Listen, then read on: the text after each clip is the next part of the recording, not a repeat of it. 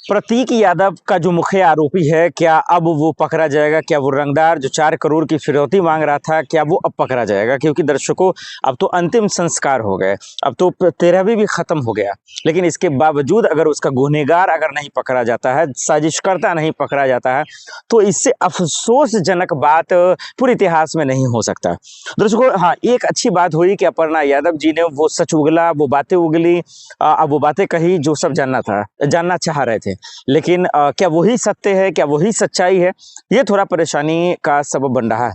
इस वीडियो में 2-3 बातें अहम है जो समझने की कोशिश करते हैं कि आखिर कौन कौन ऐसा आदमी है या कौन कौन परिवार का वो आदमी सम्मिलित है जिसकी गिरफ्तारी से, जिसको जेल जाने से ये पता चल सकता है कि एक्चुअल में वो क्या हुआ था। नेचुरल डेथ थी, या किसी ने आत्महत्या करवाने की कोशिश की, या किसी ने डिप्रेशन में डलवाया, या फिर किसी ने जो है हमला कर दिया। ये कैसे क्लियर होगा? इसके लिए देखिए, कहीं ना कहीं जो है सबसे पहला सवाल यही आता है कि जब सोशल मीडिया पे तमाम लोग अपर्णा यादव पे शक कर रहे हैं, क्योंकि जब तलाक की जो खबरें आई, जब प्रतीक यादव ने ये कहा कि भाई, खुलेआम उन्होंने आके मंच से कहा, सोशल मीडिया के मंच से उन्होंने कहा कि भाई, मैं अपनी पत्नी से तलाक लेना चाहता हूँ। वो मेरे परिवार, मेरे भाई, मेरी बहन, मेरे चाचा, मेरे ताऊ, मतलब जो भी समाजवादी पार्टी का परिवार है, अखिलेश यादव का है, चाचा शिवपाल का है, वो उन सबको बर्बाद करना चाहती हैं। और जब बर्बाद करना चाहती हैं तो मैं इसके साथ कैसे रह सकता हूँ? फिर मुझे जो है इनसे तलाक लेना। तो वो खबर इतना आसान नहीं है। तलाक लेना एक अलग बात है, लेकिन वो दर्द बयां करना, तकलीफ बताना, वो उससे भी बड़ा बात है। तो इस शक पर, इस बेहाव पर अपर्णा यादव की गिरफ्तारी या सलाखों के पीछे या हिरासत में लेना इसलिए बनता है कि पूछताछ करें। देखिए, एक इमोशंस में, मानवता के आधार पर, इंसानियत के नाम पर ये तो आप कह देंगे कि भाई साहब, उसकी पत्नी है, अभी वो दुख में है, अभी वो परेशानी की हालत में है, उनसे ये सब चीज नहीं करना चाहिए। बिल्कुल बिल्कुल, इंसान तो इंसान होता है, तकलीफ है, पत्नी का दर्द है, मैं भी मानता हूँ। लेकिन इसके आड़ में आप जो है उन चीजों को नहीं टाल सकते जो शक के दायरे में है। जब क्योंकि यूपी में चुनाव होने वाला है, और भाई इलेक्शन में, राजनीति में, पॉलिटिक्स में कोई किसी का नहीं होता, ये आप सब जानते हैं। तो ऐसे हालात में अगर उनकी गिरफ्तारियां हो जाती है ना, तो फिर ये चेक हो जाएगा, ये पता चल जाएगा, फिर वो जेल में अपने सच उगलेंगे। हालांकि ये अलग बात है कि उन्हीं की सरकार है, पुलिस उनका है, योगी जी उनके हैं, तो ये एक अलग बात है। दूसरा, अगर उनके भाई का गिरफ्तारी हो जाए, जिस तरीके से जो है उनके साले की चर्चा हुई, अगर उनकी गिरफ्तारी हो जाती है, तो भी दूध का दूध और पानी का पानी हो जाएगा कि आखिर किचन में वो गिरे, या खून का थक्का बना, या फिर पोस्टमार्टम रिपोर्ट में जो बातें आई, चाहे वो तरल पदार्थ देने की, चाहे वो जहर देने की बातें हुई, जो भी हुआ, उन सब का जो है हिसाब हो जाएगा, और ये पता चल जाएगा कि आखिर असली सच्चाई क्या है। आखिर क्यों जो है इस तरीके से योगी पुलिस लापरवाही दिखा रही, आखिर क्यों जो है उसकी पुख्ता जांच नहीं की गई, और आखिर क्यों इसको जो है इस तरीके से नजरअंदाज किया गया, ये एक बड़ा सवाल है जिसका जवाब आज हर कोई जानना चाह रहा। लेकिन बड़ी अफसोस की बात है कि सरकार उनकी, पुलिस उनका, और तमाम चीज होने के बावजूद भी जो है गुनहगार सलाखों के पीछे नहीं है।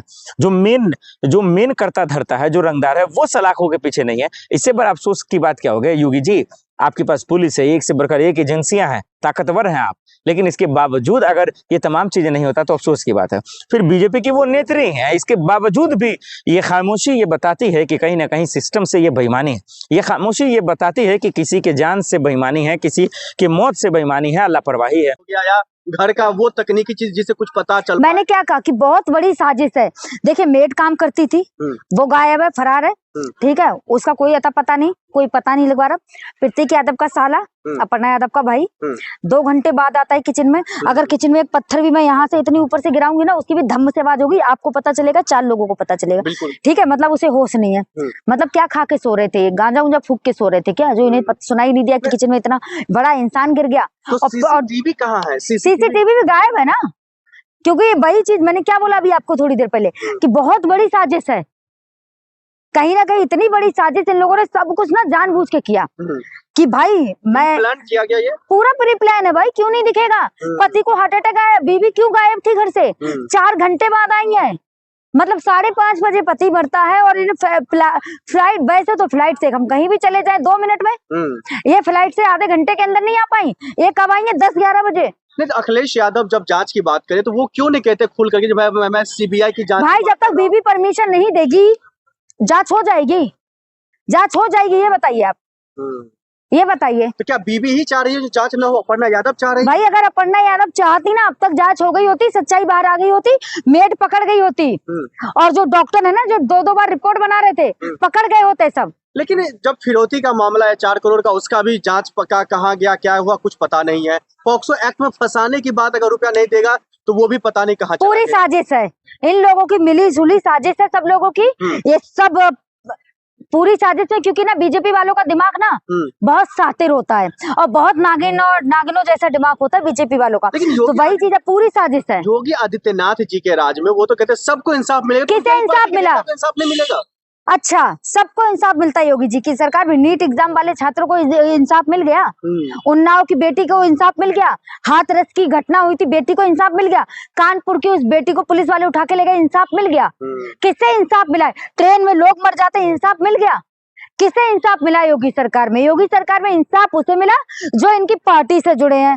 कुलदीप सिंह सेंगर को इंसाफ मिला, ठीक है, और ब्रजभूषण सर को इंसाफ मिला, इनके एजुकेशन मिनिस्टर को इंसाफ मिला, इनके नेताओं को इंसाफ मिलता है, दूसरे बाहरी किसी को नहीं मिलता। लेकिन आप कह रहे जो बाहरी को इंसाफ नहीं मिलेगा, तो फिर वो अपने पार्टी के खुद जो महिला विंग की जो है वो कार्यकर्ता के साथ साथ नेता वो बनी हुई है, फिर वो जो मौत के बाद भी उनका कहीं ना कहीं वो शिक्षक नहीं दिख रहा है, वो जांच की बात नहीं कर रही है, तो आप कह रहे साजिश है, फिर ऐसे में इंसाफ कैसे मिलेगा उन 2 बेटियों का? जो भाई अगर अखिलेश यादव और प्रीति यादव की बेटियां अगर सड़कों पे आएंगी ना, पूरी यूपी की जनता उनके साथ है, सड़कों पे आएगी, ठीक है। और दूसरी चीज, अखिलेश यादव अभी भी कार्रवाई करने के लिए तैयार है, कार्रवाई करवाने के लिए तैयार है।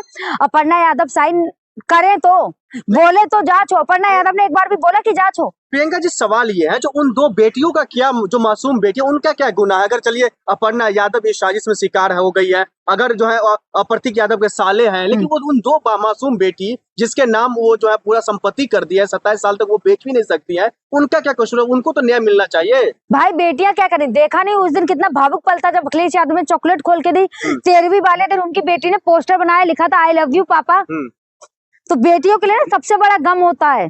अभी तो ना वो 3-4 महीने तक ना संभल भी नहीं पाएंगी, ठीक है। तो फिर ऐसे में न्याय नहीं मिल पाना, उन बेटियों को तो न्याय मिलना चाहिए। योगी आदित्यनाथ देखिए न्याय तो मिलेगा, देखिए न्याय तो मिलेगा, ठीक है। अभी बेटियां छोटी हैं, कुछ टाइम बाद बेटियां बड़ी होंगी तो इंसाफ तो होगा, इतना तो तय है। और कहीं ना कहीं अपर्णा यादव जिन लोगों को बचाने की साजिश कर रही है ना, जिन लोगों को बचाने की पूरी कयास लगा रही है ना कि भाई मैं कार्रवाई नहीं कराऊंगी, बच जाएंगे, वो लोग बचेंगे तो नहीं, इतना तो तय है। योगी राज में इंसाफ की बात जब आप कर रही हैं, वो तो लगातार सबको इंसाफ देते हैं। आपको इंसाफ मिला? उनका पुलिस प्रशासन कितना मजबूत है, आपको नहीं दिख रहा? बहुत मजबूत है, इतना मजबूत है कि लखनऊ में लड़कियां प्रोटेस्ट करती हैं, लड़कियों पे डंडे चला देती है उनकी पुलिस।